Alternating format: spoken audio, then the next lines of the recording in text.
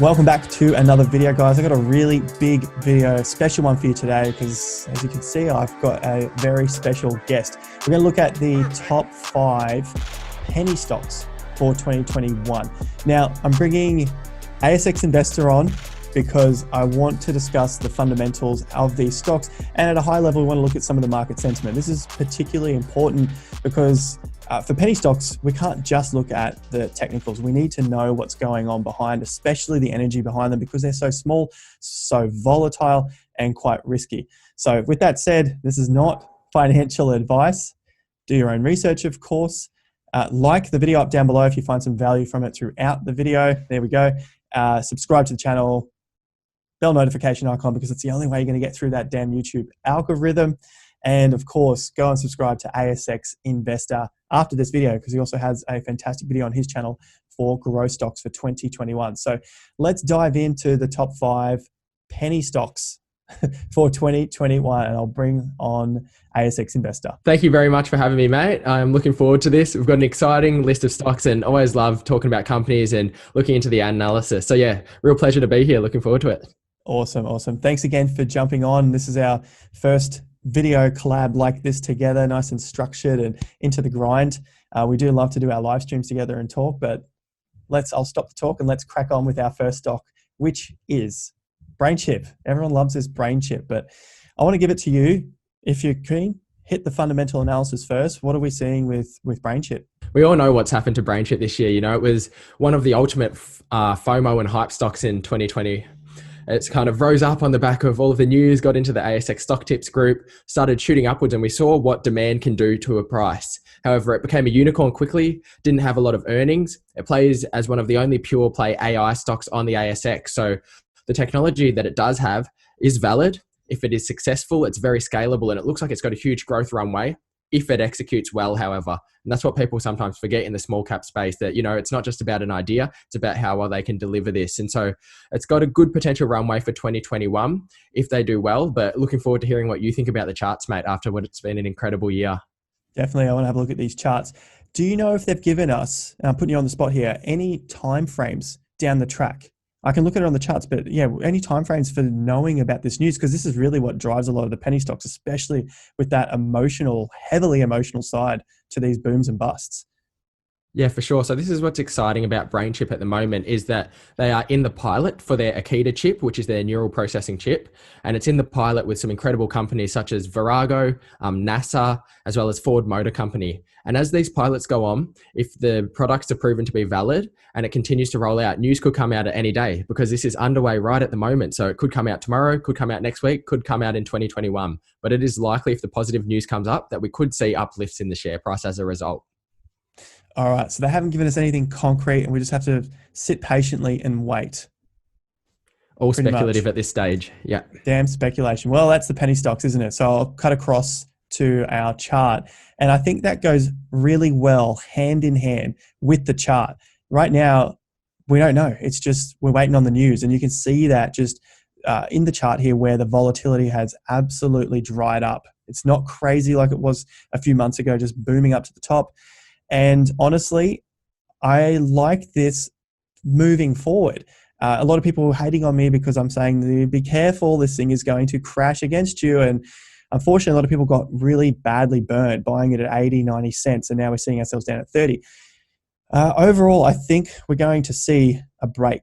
I think we're going to see a break of these levels at that 30 cents, probably back down to some old resistance, which will hopefully become some support, and then potentially get a solid bounce, which could be a bull trap. So be careful with that with BrainChip. But overall, what I've seen in the past is just long, drawn out selling of the stock until the news comes out, and then it starts to pump and goes really heavy. So BrainChip, I'm going to keep it on the list for 2021. Looking at history, it does take several years, but like you said, if really, really big news comes out at any time, it could really start to pump. But look, I think we're going to see lower prices than what we see now. So that makes me excited to be able to have this on my watch list and keep it for something down the track. That's BrainChip. Let's move on to our next stock. Let's take a look at stock number 2, which is 4DS. Let us know about these fundamentals on 4DS. 4DS memory, mate. It's one that's Yeah. been following up in the footsteps of a certain Weebit Nano. Weebit's a stock in the memory storage space that has really flown throughout 2020, and 4DS plays in that same storage space. So a lot of investors now are looking at, can 4DS have similar share price appreciation, and is there that opportunity for similar growth in 2021 and beyond? All right, let's have a quick look at the chart. I guess it's kind of similar to Tauga. We saw Novonix pump and like, oh, can it do it? And Tauga did. I'd really just look at these separately and be like, well, what's the market sentiment at the moment? It seems like we're starting to just have a little bit of a slowdown. Pretty much, I just see it a big fall compared to the previous fall. So personally, I'll just be wary of that. I'm not saying it can't start to push up from here and become another Weebit Nano. So what I want to see there is a clean break of the 16 cents. We're currently at 12. So if I wanted to play it risky and I had to get in now because I want to get in early, then I'll definitely be looking at this not going any further than around that 9 or 10 cents because that's where the last consolidation was.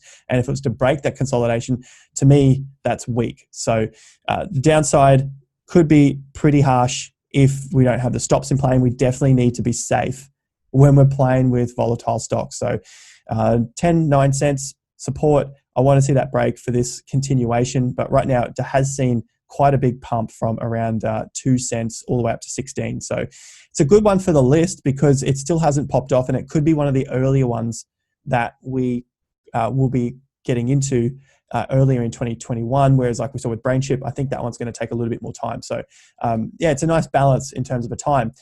Let's take a look at our third stock. 3DP Pointera. This is one that's had a phenomenal year. They play in the 3D geospatial data imaging space. So obviously there's a lot of forward looking.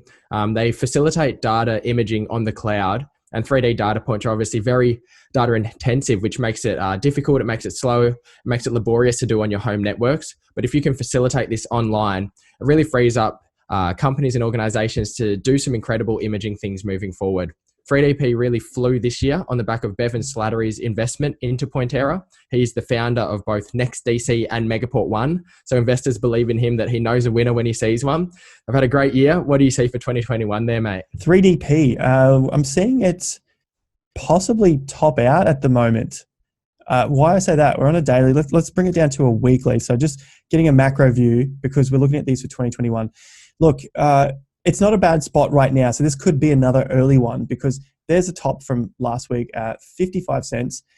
I want to see it break that top and close above. That's a reasonable entry of our swing analysis. So we don't want to see it go below 44, 46 cents in the short term for too long. And definitely if it breaks below this low here at 31, look, show's over for some time. It's probably going to head down for some time. So we'll need to see it build some momentum, just like we saw with the guy who bought a lot of stock. Who was that? Bevan Slattery. Bevan Slattery. All right. So yeah, we need to see that happen. Really right now, want to see it close above that 55, 56 level. And worst case scenario, if it goes below the 30, then it's over for some time. You can see the volume just start to dry up, and that's not the best sign. So we're going to keep this on the watch list, like we said, and follow it from there. It's not too bad at the moment. All right, so that's 3 penny stocks down. Let's see if our fourth one can be a little bit of a cleaner entry than we just saw with our last penny stock. So our fourth penny stock is, what are we looking at? We've got stock number 4 here, mate, Noxapharm. So Noxapharm is a clinical stage drug development company, and their candidate at the moment is there to enhance the effectiveness and safety of both chemotherapy and radiotherapy. So it's a really noble mission and can really make a difference in lives. We know that early stage medical companies have significant scale if they can be successful, but obviously are speculative in nature. So what do you see looking at Noxapharm's charts? Noxapharm, it's been one that we've followed on the channel for some time, and I brought this one up several weeks ago now when, strangely enough, guy that I met at the coffee shop told me about Noxapharm, and I thought the chart looks great. Let's bring it up to the audience. And then since then, it's been taken off. We talked about it around that 40-ish cent level, and now we see it at 64. Overall, I want to see a clean break of these levels at 66 cents. So far, you can easily see that from the naked eye there, right? Just right across the top, just waiting for it to close above. And then that's going to give us a nice clean runaway. At the moment, it's a double top or a triple top. 1, 2, 3. We've got a nice big potential cup. Maybe we're going to see the handle. That's another technical term. Stick around the channel. We'll talk more about those in terms of a pattern. But this is a bullish continuation pattern. It tests old highs, which psychologically speaking, people who got in here and are waiting to get out tend to sell again just to get their money back. You've heard that saying before. Get a little bit of a sell-off, and if it's strong, it's going to burst through. So that's what I'm seeing with Noxafarm. It could be probably first, maybe second quarter. Let's see how we go with the push there, whether we see a little bit of a pullback before we push on again.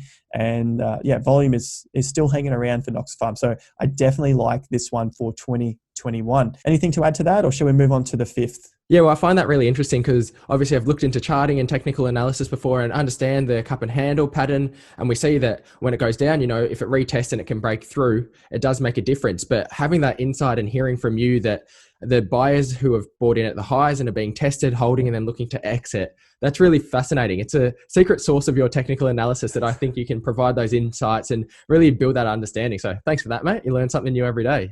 Thank you. I've been doing it for so long, you sort of forget those things. So to hear it from you, amazing. I can actually start to provide more value to guys and share a little bit more of that. So I really appreciate it. That's essentially what I see there when it comes to understanding the patterns and how you would just apply it to human emotions. So let's move on to the fifth. Thanks. No worries, mate. We've got stock number 5. This is an interesting one. It has had a lot of excitement around it. I'm sure we've all heard the name ASX DOU or DOU. DOU.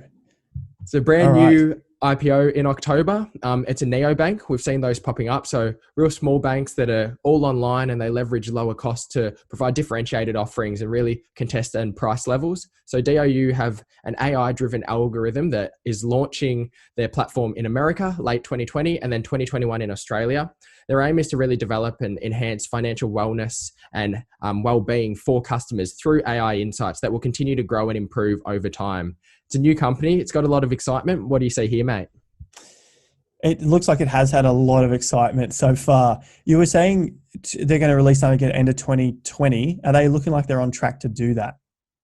Yeah, so they've just released their beta in America and they've rolled out, and they actually just this week released a partnership with Hum, formerly Flexi Group, to release a BNPL offering in America. So it's quite exciting. They're moving into new verticals, and I think that's got a bit more excitement into the share price again. All right, cool. Well, yeah, look, we're just winding up at this point. And at first I thought we were going to dump way back to 10 cents. That is still possible if it doesn't hold these levels. So we circled this in ages ago, and we saw that bounce from those levels at around that 22 cents. Essentially, I just had the 22 there because it was part of the fib. So from the low, from the entry to the high, and our 61% fallback has now held the market as some support. This hasn't been such a strong rally up, and that's why I'm still wary that maybe we will see a break of the 22. Basically, I'm just waiting to see what happens with this one. It's not as weak as the others, so probably not a bad one to keep on the list, which is why it's on my 2021 penny stocks list. Basically from here, this one is just a wait and see. The two numbers I'm looking at are above 40 as a break and below that 22, possibly 20-ish as a psychological level. If that breaks, then yeah, I think we're probably going to come back and just sort of test around the old areas that it IPO'd at. So that's the data through here. I don't think we're going to get back that far, to be honest, but I definitely think we could retest that. If not, break above the 40, it's looking good. Could be earlier rather than later again on this stock. So we're nicely spaced out throughout the year. I think, just looking at the charts, I hope so. That'd be a good one, hey? Yep, there's plenty of excitement, as we can see, mate. There's such a diversity of different small caps and growth stocks across the ASX. So I think 2021 is shaping up to be a really fascinating year across the board. Yeah, I definitely think so. And I think it's going to come down to some patience as well, because we've seen such huge moves throughout this year. And if you're not patient, I think a lot of people are going to lose their profits trying to jump on the next train. So be patient. We know that happens in the markets. People make some money, then try and make it again and then lose it. It's just known facts. That's what happens. So stay safe out there. I love those 5 penny stocks. They're on the list. We're going to keep covering them. I'm going to say thank you. We're going to wrap it up there. 5 penny stocks for 2021. Thanks very much, mate, for coming on board. I'm going to look forward to doing more of these. Guys, if you loved it, let us know in the comments down below what you want to see next of a collaboration between us again. If you haven't already and you did find some value, please give the video a like down below, subscribe, hit the bell notification icon. I think I'm going to wrap it up there. That was great. Thanks, mate. You know where to find you. Links in the description. ASX Investor. Follow his channel. Fantastic fundamental analysis. Last words? Appreciate that, mate. Nah, thank you for having me. I'm looking forward to it. Always love doing company analysis. And yeah, looking forward to many more videos in the future. Awesome. I appreciate it too. All right, guys. Thanks again for joining us. Until next time, have more fun to get more done.